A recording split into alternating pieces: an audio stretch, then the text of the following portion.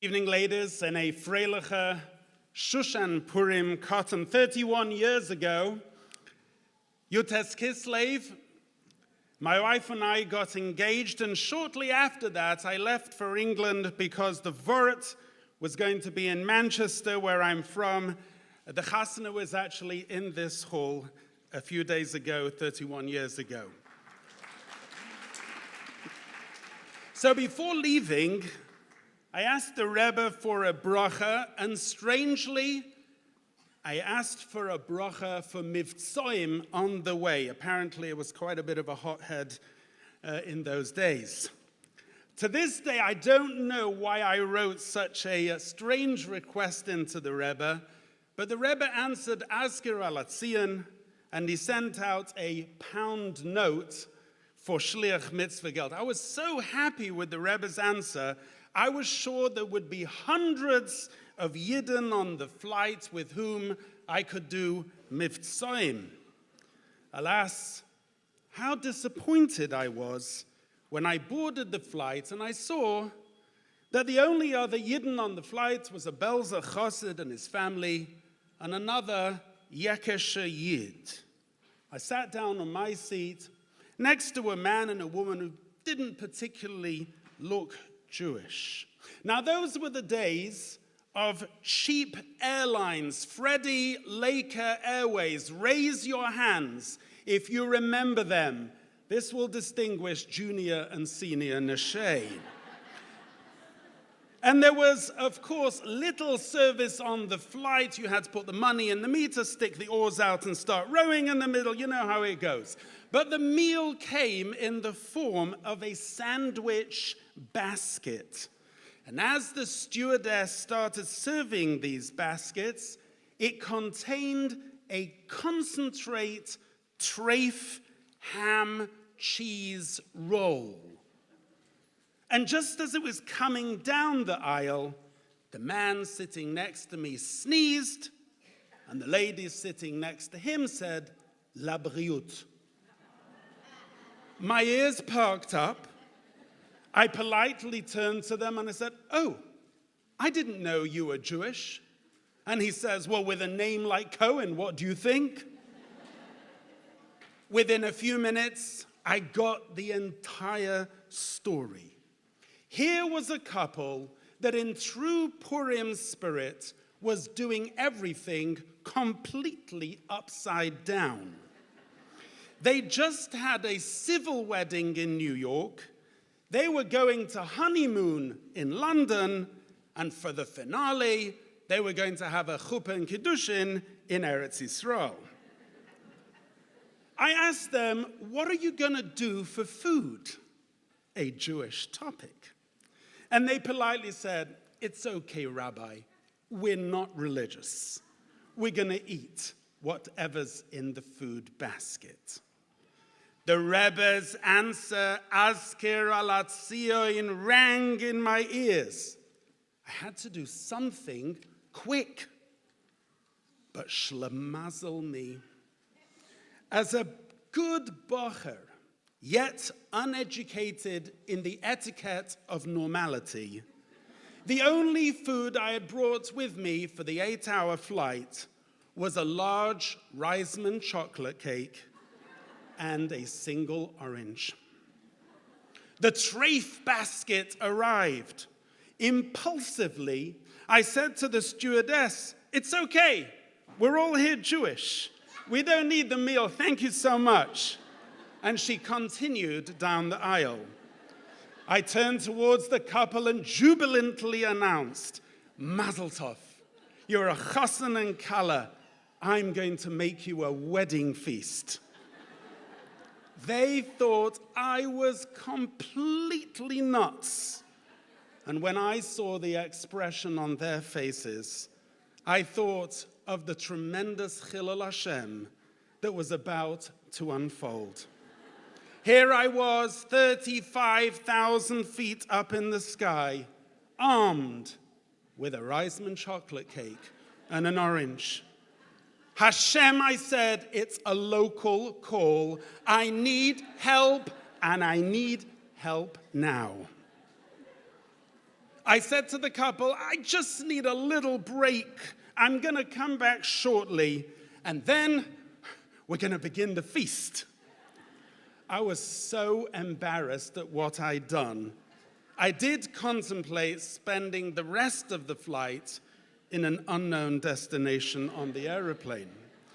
But the Azkir al-Atzian rang again in my ears, and I decided that when all else fails, you do what every good Jew does, and that is schnorrer.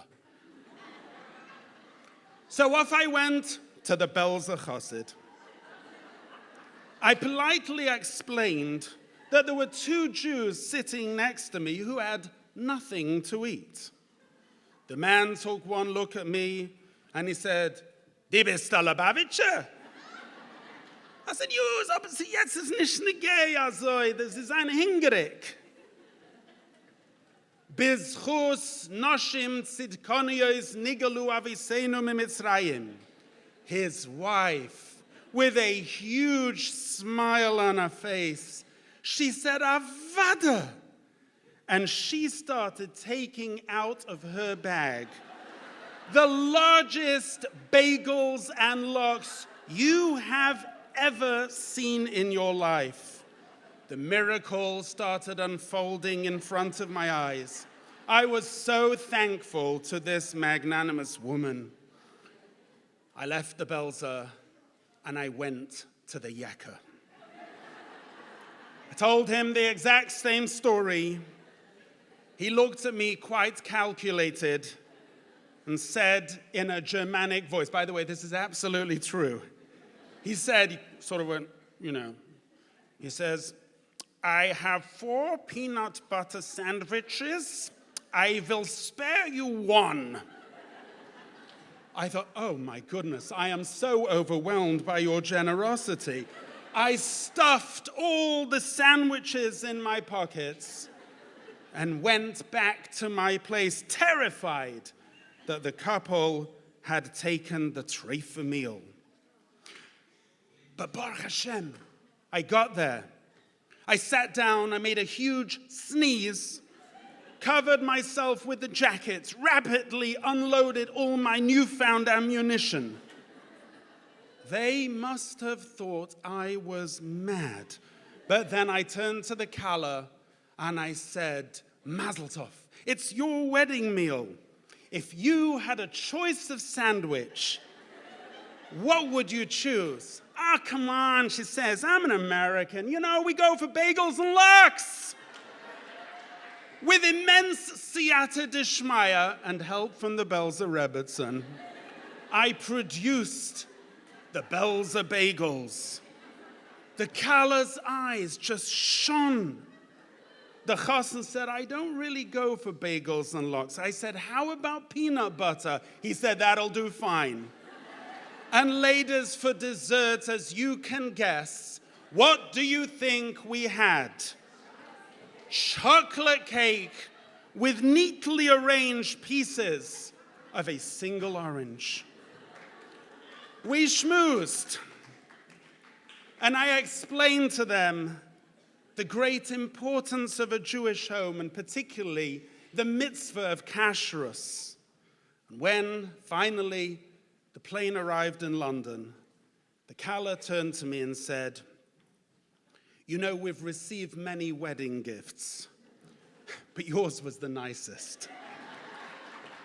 You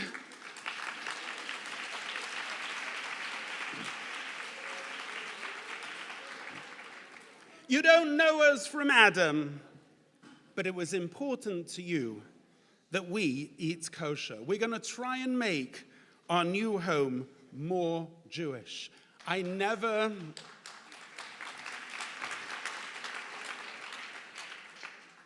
saw the couple again, but I thank Hashem for the miracle, the Belzer Rebbetzin for the bagels, the Yaakov for his peanut butter sandwich, and the Rebbe for his bracha. Ladies, the theme here tonight is Eretz Yisrael. We've got you covered. I gave that Kala the nicest gift for her wedding. Tonight, let us all together here give the nicest possible gift that we can give our brothers and sisters in Eretz Yisrael. I think of Daphne Meir, who died saving her children. I think of Nama and Eitam Henkin, shot in front of their children. And unfortunately, the list goes on, and I can't think anymore. Ki olecha shofachnu kol hayom. As we listen to the media, it's a daily occurrence. Rachamona litzlan. I go numb, and I'm reduced to 2 words: ad mosai. One of the most impressionable moments of my entire life was Tznius by the Rebbe in 770. The Gabbai would announce, "Medarf wissen, wo man steht und vor wem man steht." We need to know where we are standing and before whom we are standing. Tonight, ladies, we need to be acutely aware that we are standing in history on the threshold of Geula. And gathered here tonight are the Noshim Tzidkonius of this generation, as the Rebbe said, the last generation of Golos and the first generation of Geula, women in whose merits Mashiach will come. I have no doubt that the horrible tragedies in Eretz Yisrael are Chavle Mashiach, unfathomable calamities that for some unknown reason to us we have endured until this moment. But equally, I have no doubt that each and every one of us in this room can and must do something to help the situation. What shall we do? Tonight's Purim Kotam. You know, I have to do various things in Shlichus. Sometimes we sit on panels. I once sat on a question and answer panel. There were Jews, non-Jews. It was a very interesting evening. And the panel was asked, what is your favorite verse in the Bible? These were unprepared questions, so you had to answer off the cuff. When it came to my turn, I said my favorite verse from the entire Bible is in the book of Esther. It's that pasuk when Mordechai requests that Esther obtains an audience with Achashverosh in an attempt to avert the terrible decree. Esther replies that she hasn't been summoned to the king for an entire month, and if the king didn't lift his scepter up to the queen, there would be devastating consequences. And Mordechai replies with the following words: Im hachareish tacharishi le'eis hazois. Esther, if you are silent at this time, revach v'hatzala ya'amoid la'Yehudim mimokoim acher, then the Jewish people will be saved from a different avenue. Ve'at ubeisavich tovedu, and you and your father's household will sink into oblivion. What Mordechai was conveying to Esther was Netzach Yisrael lo yeshaker. The eternity of the Jewish people does not tell a lie. The eternity of the Jewish people is guaranteed. The question is not whether Am Yisrael will survive. The question, Esther, is what is going to be your role in its survival. And that pasuk speaks to us all personally, and it says the following: Behashgacha pratis, you are where you are, and you are who you are. You have a unique contribution to make for your people. What are you doing about it? If you get on with it and do it to the best of your ability, you will have achieved something. But if you get distracted or diverted, chas v'shalom, it's an opportunity lost. This pasuk, my favorite pasuk, is the dynamite that explodes my lethargy, apathy, laziness, and it goads me into action. Ladies, olam, shana, nefesh, time, space, soul. Each one of you is a unique neshama in a unique place, in a unique time, never to be duplicated. In Hashem's divine kaleidoscope, which has trillions of pieces, Hashem has made each one of you a part of the greater pattern. And if your piece of the jigsaw puzzle is missing, the entire picture is incomplete. It's so empowering to think that whoever I am, my piece is a vital contribution to the entire puzzle. There's a beautiful pasuk in Yirmiyah. It says, Ser Pazura Yisrael. That means, well, it's translated that Yidden are like scattered sheep. And the Medrash Rabbah comments that Klal Yisrael is compared to a sheep, just like when you hit a sheep on its head or on one of its other limbs, the whole body feels the pain. Similarly, when one Yid is afflicted, it affects everybody. There's a beautiful mimer, Yutes Kislev, Toshin Lamed Tes, where the Rebbe speaks about the pasuk in Shoftim, Tzidkois Pirozoinoi B'Yisrael. The Rebbe brings a Gemara in Pesachim.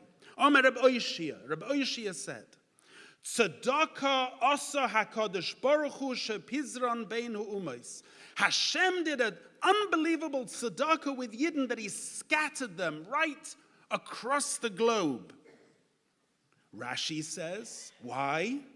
Because that way they couldn't, chas v'shalom, all be destroyed at once. There would always be Yidden in a different location who would survive. But the Rebbe gives a deeper explanation. And remember, this mimer was said before the fall of the Iron Curtain. The Rebbe said that when one Jew is in a place that he cannot keep a mitzvah, he cannot sit in a sukkah, he cannot put on tefillin, so he's halachically in a situation of oines rachmana patre, he is exempt due to duress. Then another Jew in a free land can have him covered by keeping the same mitzvahs in an exemplary manner. And the Rebbe says the same thing would be if another Jew is in jail. Due to his incarceration, he can't keep a certain mitzvah. Another person can have him covered. And the Rebbe extended that to say that even if the incarceration is not physical but spiritual, which means that the reason he's not doing a mitzvah is because his own Yetzer Hara is coercing him not to do that mitzvah, he can be aided by another Jew in a different side of the globe. That avodah of Ser Pazura Yisrael, where one Jew in one land can help another Jew in a different land, Pazura leads, says the Rebbe, to Prozois Teishev Yerushalayim, to us being brought back to Eretz Yisrael, where we will live, Prozois, in open cities with no one to fear. Ladies, the idea is simple. Eretz Yisrael, we have you covered. A mitzvah, a hidur mitzvah done here in Crown Heights can affect and even protect Yidden in Eretz Yisrael. Tonight's Purim Cotton, Shushan Purim Cotton. When Esther realized that she had to do something, she said to Mordechai, Leich kanoises kol haYehudim, Hakhel. Esther understood that the first port of call is not the ambassadors and those influential in the palace. She understood that when surrounded by 70 wolves, we've got to get together and cry out to the shepherd. Tonight, ladies, we're gathered together. Let's cry out to the shepherd. Let's give the greatest protection and gift from here to Eretz Yisrael. And you know what's fascinating? Is when Esther came to the realization that she must do something, she didn't go to Mordechai to consult about a plan. The Rebbe in a Verbringen in 1957 picks up on this point, and he says, it says, Mar Mordechai, Esther always did what Mordechai said. Why didn't she ask him? We don't find in the Megillah she asks him. She went and told Mordechai, Leich kanoises kol Yehudim. I want to paraphrase for you the Rebbe's words. When it comes to educating children, says the Rebbe, and how to establish a Jewish home, and in this case, how to avert a decree on Klal Yisrael, this is a matter for the women of the generation. The woman who is an Akeres Habayis can come with strong, passionate words in a respectful way and say to her husband or her father, even if they are like Mordechai, who is the head of the Sanhedrin, that you must go and gather all the Yidden together, because that's the way that we will avert the decree. Chazal ask, in what merit did Esther rule over 127 lands? And they answer, Hashem said, let Esther, the daughter of Sarah Imenu, who lived for 127 years, let her come and rule over 127 lands. And the Rebbe said, Shabbos Mevorachim Nissen Memches, that the greatness of Sarah was that Kulon Shavin Latova. All her 127 years were equal in goodness, and that quality is manifest by her daughter and spiritual heir, Esther, which is why she ruled over 127 lands. And the Rebbe says that this quality extends itself to all the women in this generation who are the spiritual heirs of Esther Hamalka and Sarah Imenu. Ladies, just think for a minute what's happening. From where was the rule over 127 lands? From Persia. That's today the seat of the modern day Haman.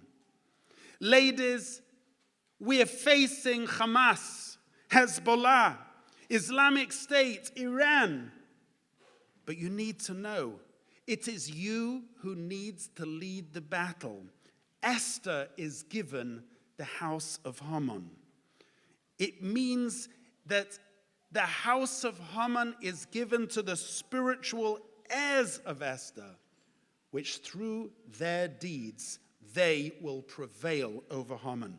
How do we do that? Beautiful Sikha, Boi Bashalach Nun Beis.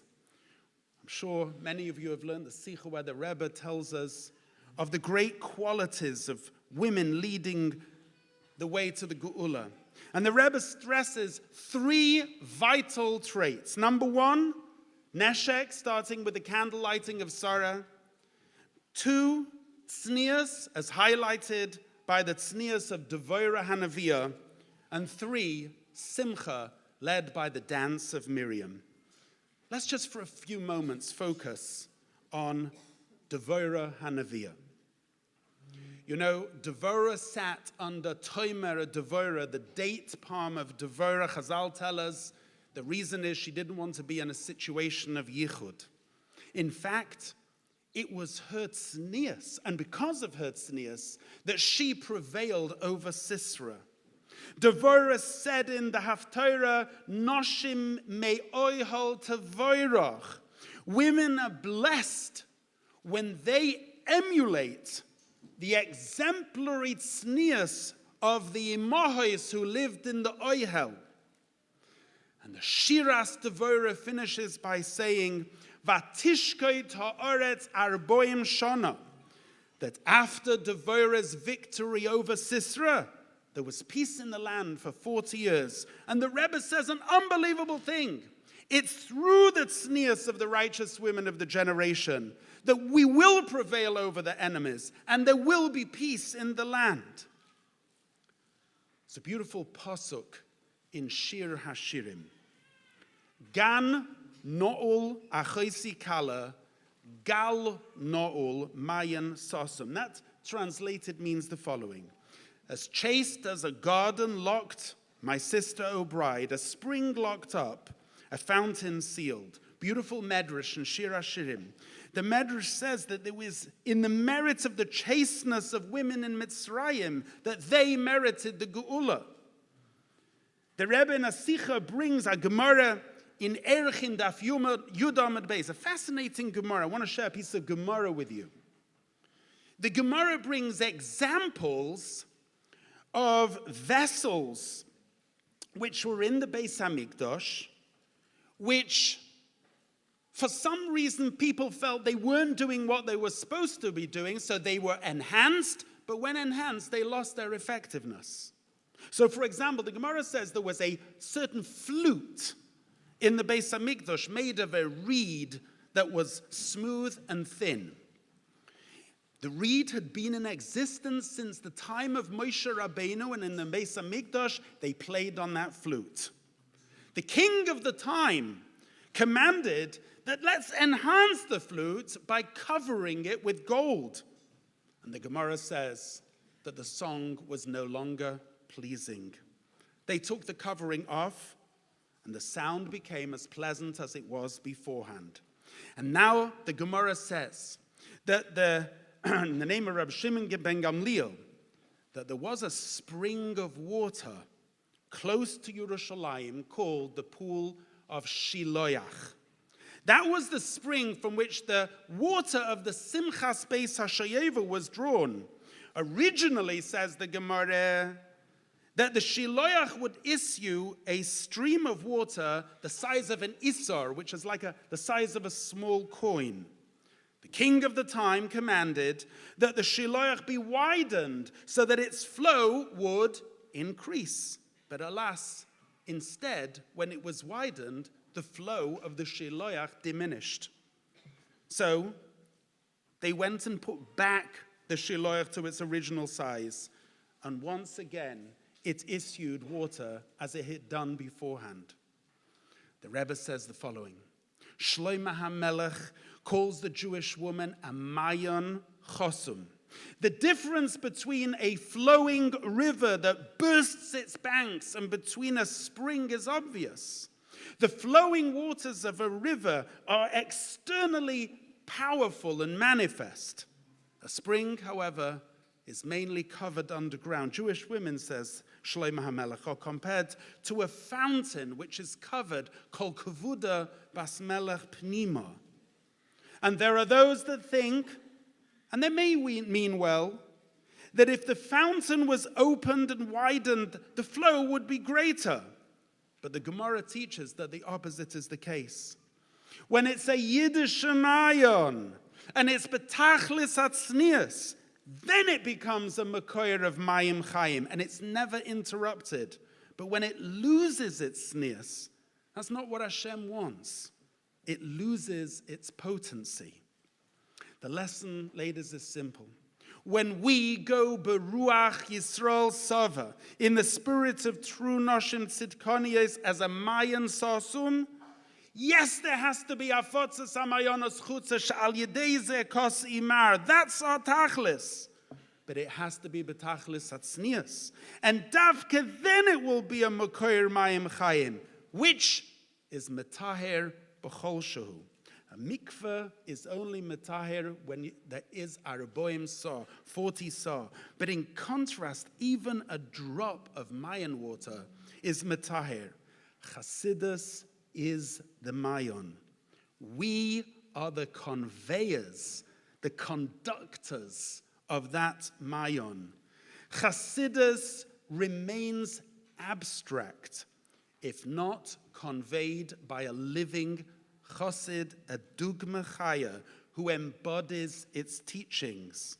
A drop of water from a mayan is metaher if we act as a mayan sosum with utmost tznius. Such water is pure and it's a source of chassidish life. You know, millions of dollars are spent on advertising Coca-Cola because it's the real thing. We will become more effective as parents, teachers, mashpiyim and shluchim if we are the real thing.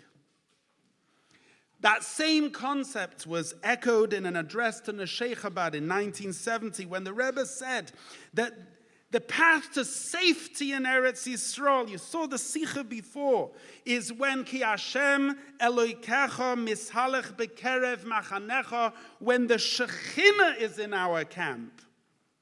And the Shekhinah dwells when V'hoya machanecha kodesh, when the camp is holy. And the camp is holy when Lo Yira B'cha Ervas Dovar, when no erva is seen. Tznius, as it should be, will deliver us from our enemies, says the Rebbe. There's a fascinating episode in the Torah where Yaakov fights all night with the Malach of Esav. Towards the end of that night, the Malach touches Yaakov's sciatic nerve in his thigh. And this left Yaakov limping. Chazal say that this struggle between Yaakov and Esav depicts the struggle of Klal Yisrael in the long Golus. And yet, Dafka in our generation, at the end of this Golus, Esav has struck the Shoik, an area which should be fully covered, as the Rebbe said on so many occasions that the needs have to be adequately covered even when sitting. The encounter with the Malach of Esav and his fashion designers has left us temporarily limping. A hachlata to increase our tznius in this area will not only bring Yeshuas to our brethren in Eretz Yisrael, but it will open brachas in our own lives as well. Let us make sure that V'hoya machanecha kodesh, that the Shekhinah rests in your house, the Shekhinah rests in our camp, and then we will be saved from our enemies. Let us tell our daughters, Talmidos, Mushbois, that tznius is not chas v'shalom an imposition, but it protects our dignity. And in the context of this evening, it protects lives. I want to share with you an amazing Maharal in Nesivos Olam. The Maharal says that tznius, which is an act of concealment and protection, arouses midah keneged midah, that the person themselves is concealed and protected from something that could bring them harm. Ladies, it's extraordinary times. We need to take extraordinary measures. What will foil the plotters is our additional efforts and hachlotas. There's a true story of a group of girls who gathered by the kever of Rebbetzin Menucha Rachel in Hebron. After a day of learning inside a building close to the kever, they gathered outside to Verbreng. When it came time to sing a niggun, the woman who was leading the Verbrengen suggested that they should go back inside the building because it wouldn't be tznius to sing when there were a number of male soldiers just outside near them. Some girls objected due to the intense heat inside the building, but the mashpia insisted that it would be more appropriate to do so. As they entered the building, gunshots were heard. Arabs began firing directly at the circle of chairs where they had been sitting a few moments ago. They had been saved and protected by their tznius. So let's reset tonight our GPS. Let us get our guiding principles right. We've mentioned neshek, we've mentioned tznius. Now let's talk about Hakhel and Yiras Shamayim, and especially Simcha on Shushan Purim. You know, there's a beautiful Likutz in Likutz Sichas Chelik Vav. The Rebbe talks about Purim Cotton. It's well worth learning. The Rebbe says over there that if you have a look at the beginning of Shulchan Aruch, the very beginning of Shulchan Aruch, it says, Shivisi Hashem lenegdi samed. I set continually Hashem before me. You should have the name Yud-Kei Vav-Kei imprinted on your forehead, that everything you do should be the Ratzon of Hashem in Machshava Dibur and in Maisa. That's Yiras Shamayim. The last halacha in Oirach Chaim speaks about Purim Katan, about today, and how we should increase our joy on Purim Katan.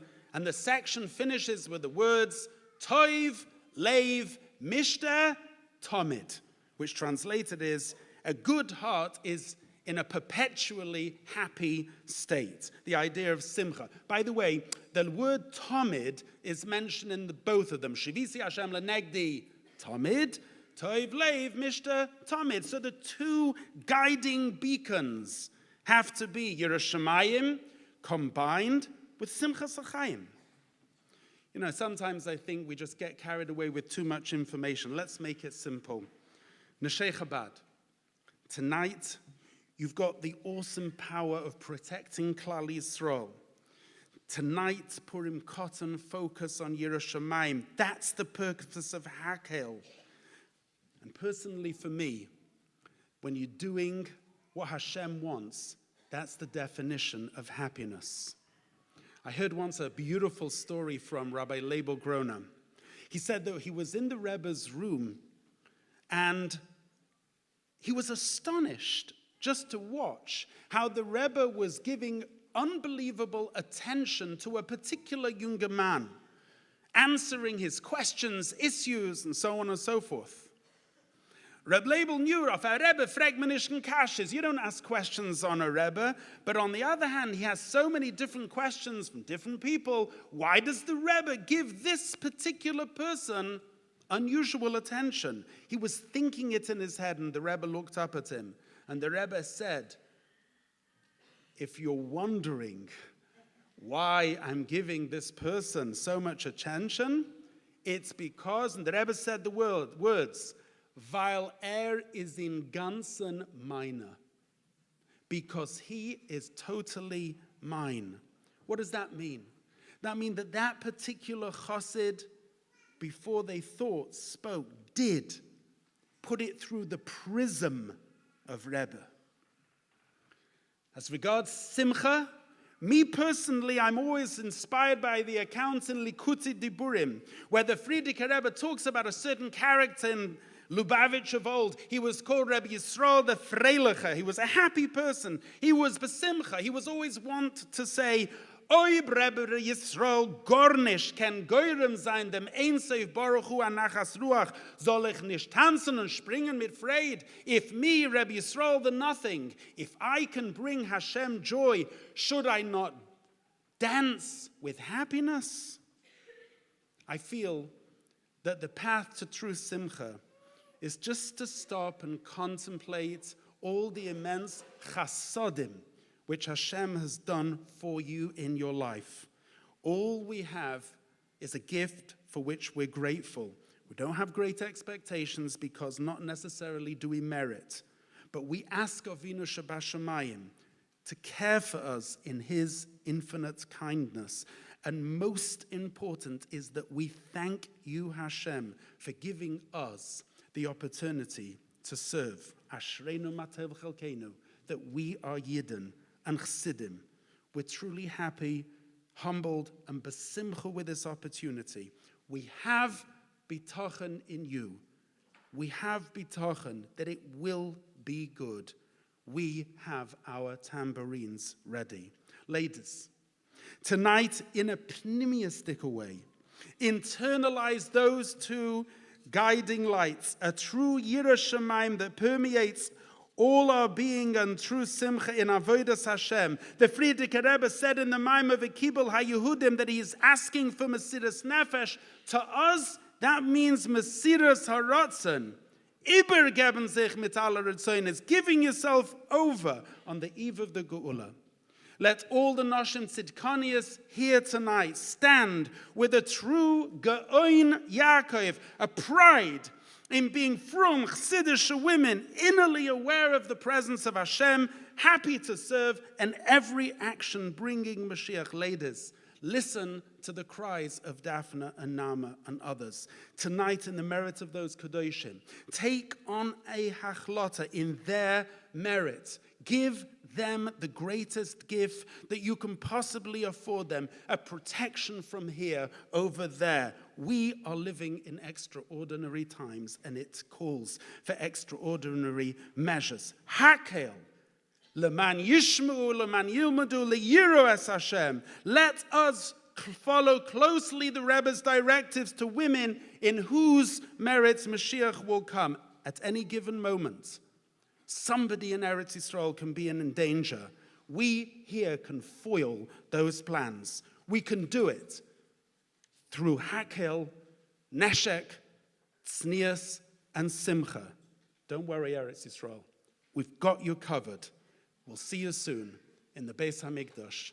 Hashlishi, b'mheira, b'yameinu, amen.